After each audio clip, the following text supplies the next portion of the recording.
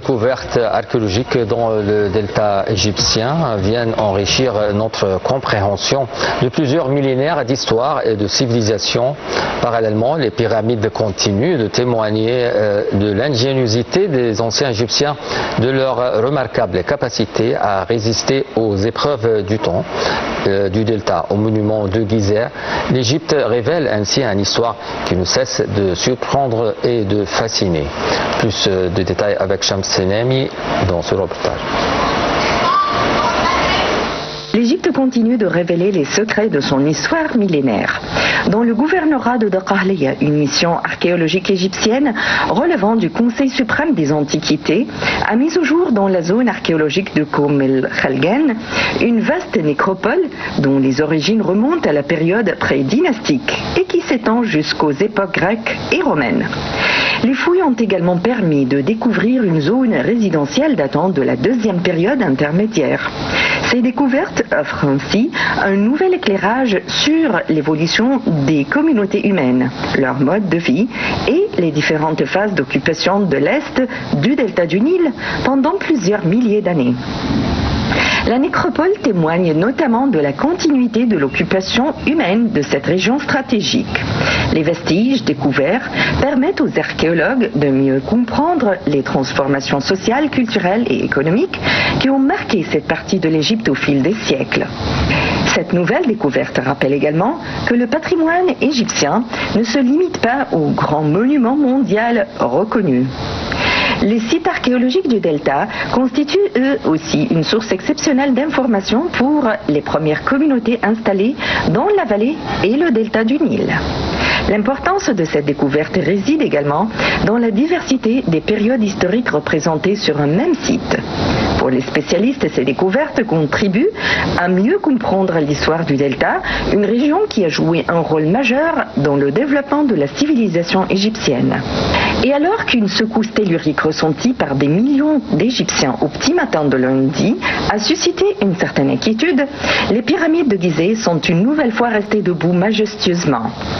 Vieux de plus de 4600 ans, ces monuments ont traversé les siècles et résisté à de nombreux phénomènes naturels, notamment à plusieurs séismes, et ont frappé l'Égypte au cours de son histoire. Leur longévité exceptionnelle témoigne non seulement de la robustesse des constructions, mais aussi du niveau remarquable atteint par l'ingénierie de l'Égypte ancienne. Entre les nouvelles découvertes archéologiques du delta et la résistance des pyramides de Gizeh, l'Égypte offre ainsi une illustration saisissante de la continuité de son histoire. Des traces des premières communautés humaines enfouies sous le sol du delta aux monuments monumentaux qui continuent de dominer le paysage égyptien. Le patrimoine du pays demeure un témoignage vivant de la capacité des civilisations à traverser les millénaires.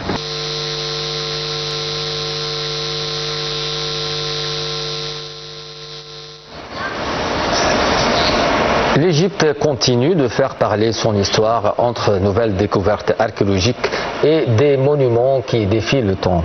Et pour nous parler plus sur ce sujet, on a le plaisir d'avoir avec nous Dr Antoine Brodadi, égyptologue et expert en tourisme. Bonjour Monsieur Brodadi. Bonjour Monsieur Mohamed et bonjour à tous les téléspectateurs. Alors, que représente cette nouvelle découverte archéologique dans le gouvernorat de Daqarliya pour l'histoire de l'Égypte, votre avis?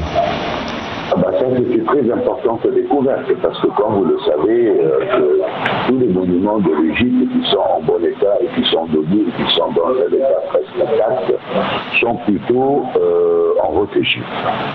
Pourtant, le delta, depuis la nuit des temps, c'était quand même la partie la plus active, que ce soit en agriculture, que ce soit en vie sociale, et tout ça. C'est pour ça que le delta, effectivement, avec l'accumulation du limon à travers les années, à travers les crues, et puis le taux d'humidité qui est un peu plus élevé du côté du delta, donc on n'a pas vraiment des géants sites. Pourtant, le passage historique dans le delta était très important. C'est là qu'il y avait le plus de population, plus d'activité. Il y a eu le passage aussi de toutes les invasions qui sont venus par l'Égypte. Oui. Donc le delta, il a une histoire qui remonte de la préhistoire jusqu'à l'histoire contemporaine. Mais les monuments, on n'en a pas beaucoup malheureusement. Bien sûr, comme je viens de dire, pour des raisons de climat, de conditions de conservation, etc.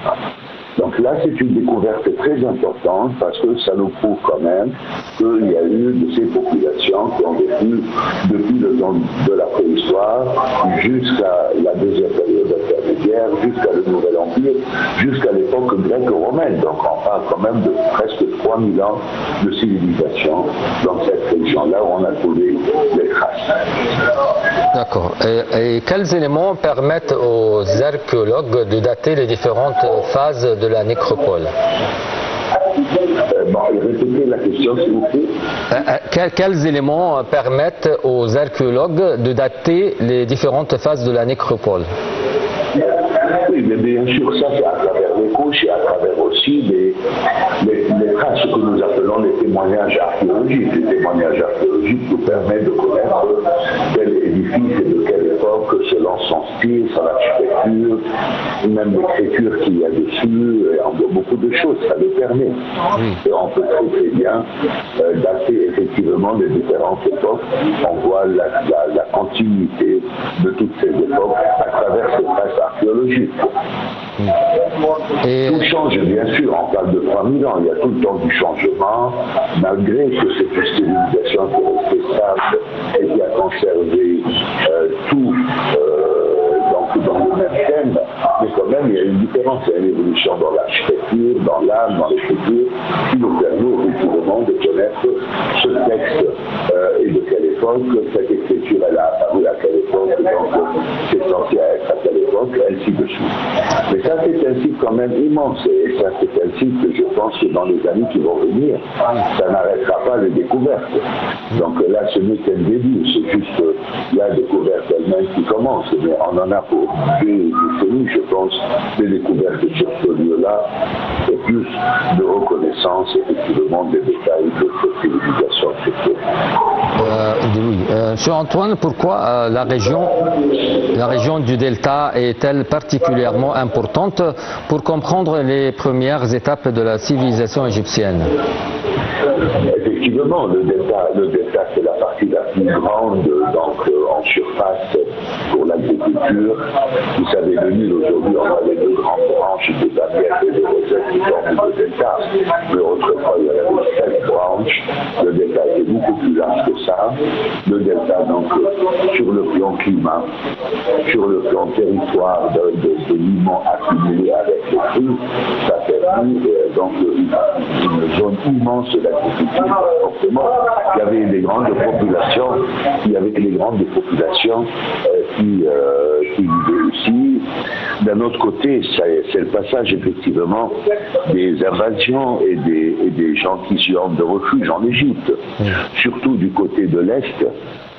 C'est là que venaient toutes les civilisations ou toutes les populations des civilisations voisines. L'Égypte quand même a été tout le temps, tout le long de l'histoire, le grenier du blé de l'humanité. Donc chaque fois qu'il y avait une catastrophe, une sécheresse ou n'importe quel manque pour les populations à côté, eh bien le refuge était l'Égypte où il y avait de quoi manger et boire. Donc le delta c'est un passage extraordinaire. On sait aussi que ce passage est venu de l'ouest aussi, du côté Libye. C'est ce qu'on appelle les destinations libyennes. À partir de la 21e et 22e dynastie, les populations qui sont venues s'installer, toutes les civilisations qui sont venues du côté de l'Est. Bien sûr, il ne faut pas oublier cette invasion des Hyksos, par exemple, dans l'histoire, qui est venue de l'Est. Tout ça, ça a eu lieu dans le delta. Il ne faut pas aussi oublier que la première capitale de l'Égypte unie, qui est Memphis, c'est à la pointe du delta, bien évidemment. C'est pour effectivement gérer toute cette zone importante. En plus, le delta, ça donne sur la Méditerranée, donc c'est aussi la porte ouverte vers le monde du Nord, le monde nord de la Méditerranée. Et je rappelle aussi que les peuples de la mer et tout ça sont venus de ces zones-là. Donc le delta était presque l'Égypte, vous voyez. La partie haute Égypte, c'est vrai qu'on a des monuments sanctuaires et tout, mais tout le long de l'histoire, le delta représente la grande partie de l'Égypte, la grande population, la grande activité et la grande trace historique. Exactement, oui. C'est une position stratégique géographiquement et aussi pour une partie des deltas, c'est de l'eau, la terre fertile, les agricoles, et puis comme vous avez dit, près de la Méditerranée et de passer de l'autre côté de la mer. On a découvert il y avait beaucoup de découvertes archéologiques dans les récentes dernières années. Est-ce qu'à votre avis, quelles sont encore les époques qui ne sont pas encore découvertes de plus? On a besoin de les découvrir. En réalité, on découvre un peu de toutes les époques. Il ne faut pas oublier que le delta, il y a des sites assez connus quand même, assez célèbres, qui étaient quand même... Bon, il ne faut pas oublier par exemple que les Hyksos, quand ils ont envahi l'Égypte, leur capitale était à l'est du delta, la ville de Avaris. Il ne faut pas oublier que Ramsès II, ce grand pharaon qui allait régner un très long règne, il s'était une capitale dans le delta, la ville de Pyramsès, qui est aussi à l'est du delta. Il ne faut pas oublier que la capitale de l'Égypte, dans les dynasties après le Nouvel Empire, pour une longue période, c'était Tanis, qui est aujourd'hui Azagazit. Il y avait aussi la ville de Boubastis, Tanis, Avaris, toutes ces villes qui étaient très importantes. Aussi à l'ouest, il y avait Saïs, n'est-ce pas? Donc on a quand même des sites archéologiques très importants qui sont, c'est vrai, peu visités par rapport aux sites de la Haute-Égypte, mais qui sont quand même des sites très importants. Je rappelle que l'obélisque que nous avons posé récemment au milieu de la place Tahrir, aussi bien que le grand obélisque qui est à l'entrée du grand musée qu'on a inauguré il y a un an, cette grande obélisque qui est dans la cour, tout ça, ça vient du delta, ça vient de Tanis, vous savez. Donc le delta, tout, c'est pas aujourd'hui qu'on sait que c'est important, mais on a déjà des sites importants. Mais la continuité des découvertes, c'est ça qui quand même nous intéresse beaucoup. Pour voir vraiment les traces de toutes ces populations un peu partout. En général, on a des monuments de toutes les époques dans le delta, comme toute l'Égypte. Alors, je parle en plus pas de l'importance des découvertes, mais de plus des époques qu'on a besoin de savoir plus et on n'a pas encore découvert. Quelle époque ou quelle dynastie qu'on a encore des secrets qui ne sont pas encore dévoilés? Il n'y a pas vraiment, il n'y a pas. On a une connaissance un peu de toutes les époques. Oui. On a des monuments de toutes les époques un peu partout. Ça dépend de la capitale de l'Égypte à cette époque, c'était quoi? Bien sûr, il était plus important. Les sites archéologiques quand les villes du delta elles-mêmes étaient la capitale de l'Égypte ou des villes importantes.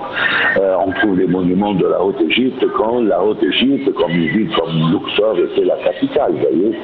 Donc il n'y a pas un creux dans l'histoire, il n'y a pas une période où on n'a rien et on cherche. Non, on a des traces de toutes les époques. Oui, c'est bien. Alors, peut-on reconstituer à partir du vestige le mode de vie des habitants dans cette région du delta? Dans quel sens? Par exemple, les modes de vie des habitants dans cette région, on a encore découvert. C'est le mode de vie des Égyptiens dans l'Égypte ancienne. Oui. C'est une civilisation agricole, c'est une zone agricole, c'est les paysans. C'est l'agriculture, la reconnaissance du travail de la terre, la vie en société, la vie en communauté, en plus bien sûr les différents cultes, des lieux funéraires, des lieux de culte, etc. Des activités artisanales. C'est le même mode de vie à peu près. Oui. Alors comment les archéologues utilisent-ils aujourd'hui les nouvelles technologies pour étudier ces vestiges? Malgré qu'il y a bien sûr avec la science des nouvelles technologies, il y a des senseurs, il y a des appareils, mais ça reste quand même le témoignage archéologique. Et la fouille à la pioche et à l'ancienne, c'est le plus efficace, de toute façon. Oui. C'est vrai qu'à travers des images spatiales, donc aériennes, on peut reconnaître des zones, mais rien ne compense effectivement le travail à la main, les techniques anciennes, c'est le plus efficace. Les pyramides de Gizeh et les grands temples comme le Karnak et Luxor sont des monuments qui ont défié le temps avec des séismes qui ont passé sur l'Égypte, des tremblements de terre, mais sont toujours debout devant toutes les catastrophes. À votre avis, les pyramides sont restées debout. Comment expliquer cette résistance? Expliquer, c'est l'efficacité du bâtiment. Oui. Bien sûr, ces génies qui ont fait ces édifices il y a des millénaires, ils l'ont fait d'une façon costaud qui a permis à passer, à supporter tout ce passage de temps. Vous savez, les pyramides, les pierres des pyramides qui sont posées, elles sont un peu inclinées vers l'intérieur, de façon que c'est très difficile que ça s'effondre.